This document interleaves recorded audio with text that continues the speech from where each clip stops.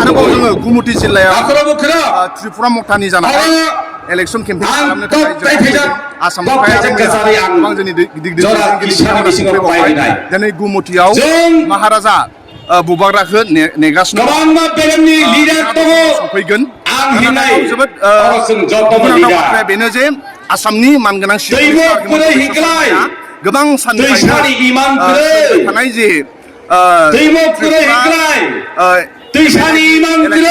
गोबां साननि सिगांनिफ्रायनो त्रिपुरायाव गासै 60टा एमएलए समष्टियाव मथाया गासै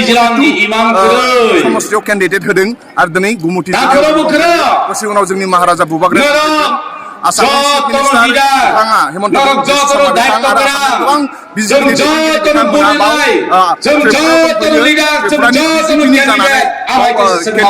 जानानै बिथांमोना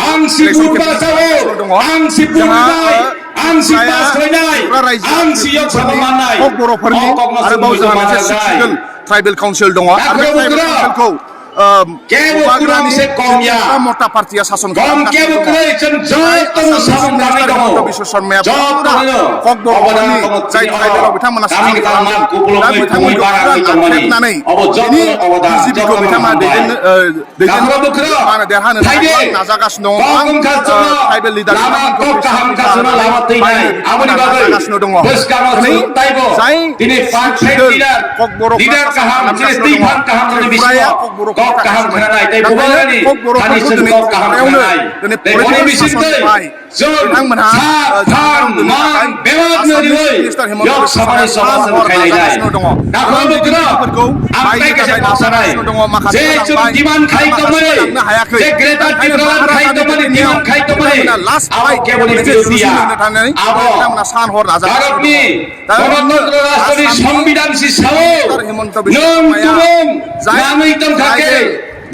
काउन्सिल दङ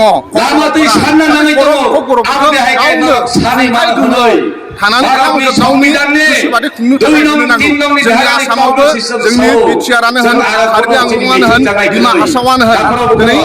काउन्सिल डिमा हासावआव बिजेपि जाबाय आरो बिटिसिआवबो बिथांमोना बिदिनो नाजागासिनो दङ नाथाय जाय बर' बिथांमोनहा महाराजानि दैदेननायाव बिथांमोना सान हर नाजागासिनो दङ गावनि गावनि राजनितिक आरो बिथांमोननिफ्राय जोंहा गोबां सहाय लानो नांगौ जाय वारियर बिथांमोनहा महाराजानि दैदेननायाव बिथांमोना सान हर नाजागासिनो दङ गावनि गावनि राजनितिक आरो बिथांमोननिफ्राय जोंहा गोबां सहाय लानो नांगौ जाय वारियर बिथांमोननिफ्राय लानो नांगौ आरो बिथांमोना जुजिगासिनो दङ जोंबो जानानै त्रिपुरा जानानै ककबर'नि जानानै जोंबो गोबां साननिफ्रायनो महाराजा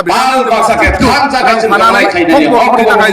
गसंफागासिनो दङ देरहाथों फैबाय थानाय 16 जि फेब्रुवारि इलेक्सन दङ जाहाथे बिथांमोना देरहायो बेखौनो जोंबो आसा खालामनाय थाबाय गोजोन्थों।